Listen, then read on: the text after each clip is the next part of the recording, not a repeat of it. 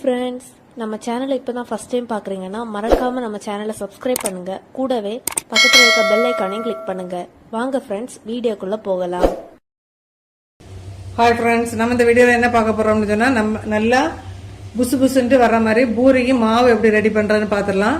நான் இப்போ மெஷரிங் கப்பில் ஒரு 2.5 கப் எடுத்து மாவு வச்சுருக்கேன். இப்போ அதுக்குள்ள வந்து தேவையான உப்பு சேர்த்துக்கலாம்.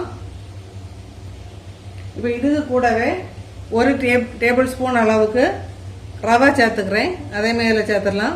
சேர்த்துட்டு இப்போ வந்து உப்பு ரவை எல்லாம் சேர்த்து நல்லா மிக்ஸ் பண்ணிக்கோங்க. ஃபர்ஸ்ட் மிக்ஸ் பண்ணிட்டு கொஞ்சம் கொஞ்சமாக நம்ம தண்ணி தெளித்து ரெடி பண்ணி எடுக்க போகிறோம். இப்போ இதில் வந்து நெய் எண்ணெய் எதுவும் தேவையில்லை. தேவைப்பட்டால் நீங்கள் ஒரு டேபிள் ஸ்பூன் அளவு சேர்த்துக்கோங்க. நான் இப்போ எதுவுமே சேர்க்கல. இப்போ நம்ம உப்பு சேர்த்து நல்லா மிக்ஸ் பண்ணியாச்சு. இனி கொஞ்சம் கொஞ்சமாக தண்ணி தெளித்து நம்ம மாவை வரிசை எடுத்துக்கலாம். ரொம்ப அதிகப்பட்டுறக்கூடாது. கொஞ்சம் கொஞ்சமாக தெளிச்சுக்கோங்க. நம்ம சப்பாத்தி அளவுக்கு லூஸாக வேண்டாம், கொஞ்சம் திக்காக இருக்கணும்.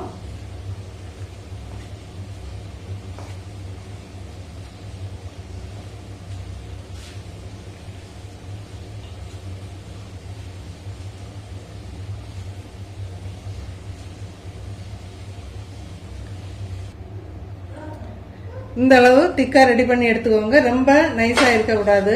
சப்பாத்தி பதம் வேண்டாம். கொஞ்சம் தண்ணி கம்மியா ரெடி பண்ணிக்கோங்க. நம்ம இப்போ தண்ணின்னு பார்த்தோம்னா 2.5 கப்பு மாவு எடுத்துருந்தோம். இப்போ 1 கப்பு தண்ணி தான் நம்ம வந்து இதில் யூஸ் பண்ணியிருக்கிறோம். மாவு வந்து சில மாவு பொறுத்து கொஞ்சம் கூட குறைச்சி இருக்கும். நீங்கள் பார்த்து கொஞ்சமாக தொளிச்சு ரெடி பண்ணி எடுத்துக்கோங்க. இப்போ ஒரு 5 நிமிஷம் மாவு ரெஸ்ட்டில் இருக்கட்டும். நம்ம அடுத்தது சப்பாத்தி பூரி வந்து ரெடி பண்ணிடலாம். இப்போ நம்ம மாவு விரசி வச்சு ஒரு 5 நிமிஷம் ஆச்சு. ரொம்ப போட்டு இது பண்ணணும் இல்லை, லைட்டாக இதை போல் கையை எடுத்து ப்ரெஸ் பண்ணி ஒரு 2-3 தடவை கொஞ்சம் இதை போல் நல்லா அமுக்கி விட்டுக்கோங்க. உங்களுக்கு மாவை பார்த்தாலே தெரியும். நம்ம சப்பாத்தி மாவுன்னு சொன்னால் இதை விட கொஞ்சம் கூட லூஸாக இருக்கணும். அப்போ தான் சப்பாத்தி நல்லா சாஃப்டாக வரும். இதை விட நம்ம தண்ணி கொஞ்சம் கூடுதல் சேர்த்துட்டோம்னு சொன்னால் பூரியில் எண்ணெய் குடிக்க ஆரம்பிச்சிடும். அதனால தான் சொல்கிறேன். இனி இப்போ இதை வந்து நம்ம தேவையான சைஸில் சின்ன சின்ன உருண்டையாக உருட்டி எடுத்துக்கலாம்.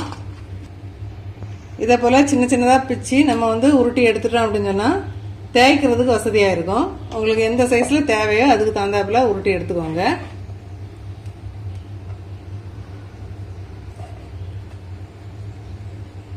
இதே போல் அவ்வளோ மாவே உருட்டிட்டு பார்க்கலாம். நம்ம இப்போ பூரி அடிக்கிறதுக்கு முன்னாடியே ஸ்டவ்ல வந்து எண்ணெய் ஊற்றி வச்சுட்டோம் அப்படின்னு சொன்னால் அதுவுமே சூடாயிரும். அது சூடாகட்டும். நம்ம அதுக்கு முன்னாடி பூரி அடிச்சிடலாம். நம்ம வந்து சப்பாத்தி அடிக்கும்போது மாவு தேய்ச்சி தான் அடிப்போம். இதுக்கு வந்து கொஞ்சமாக எண்ணெய் எடுத்துக்கோங்க. எடுத்துட்டு ரொம்ப பெருசா இல்லாம மீடியம் சைஸ்ல கொஞ்சம் திக்னஸ் வர்ற மாதிரி அடிச்சுக்கோங்க. நம்ம இப்ப வீடியோ எடுக்கிறதுக்காக வேண்டி நம்ம அடிச்சோம்னா ஷேப் ஒன்றும் கரெக்டா வராது. வந்து சின்ன சைஸா தான் போட்டிருக்கிறேன்.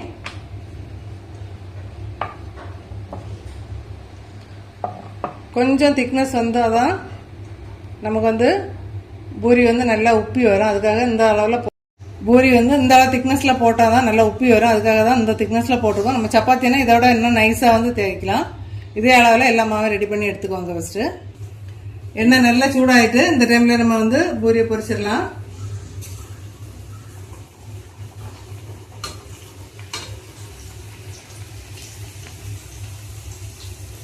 லைட்டா இது மாதிரி கரண்டி எடுத்து நம்ம லைட்டா தட்டி விட்டோம் அப்படின்னு சொன்னா நல்லா உப்பி வரும்.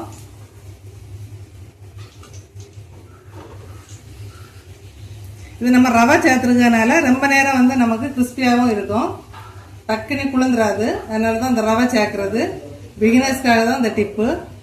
தேவைப்படுறவங்க ட்ரை பண்ணி பாருங்க. பாருங்க நல்லா உப்பெல்லாம் வந்துருக்கு பாருங்க.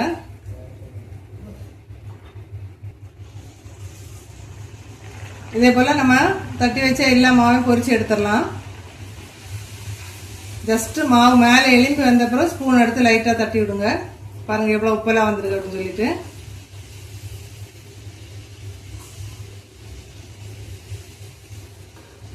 இதே மெத்தட்ல வந்து நம்ம எல்லா மாவையும் பொரிச்சு எடுத்துடலாம்.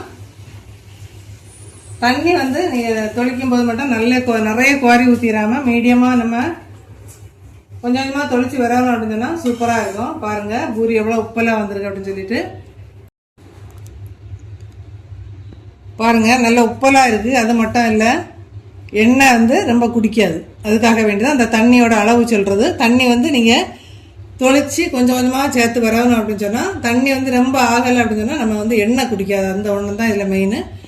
இதே அளவில் ட்ரை பண்ணி பார்த்துட்டு மறக்காமல் கமெண்ட் பண்ணுங்க. Okay friends. Yeah.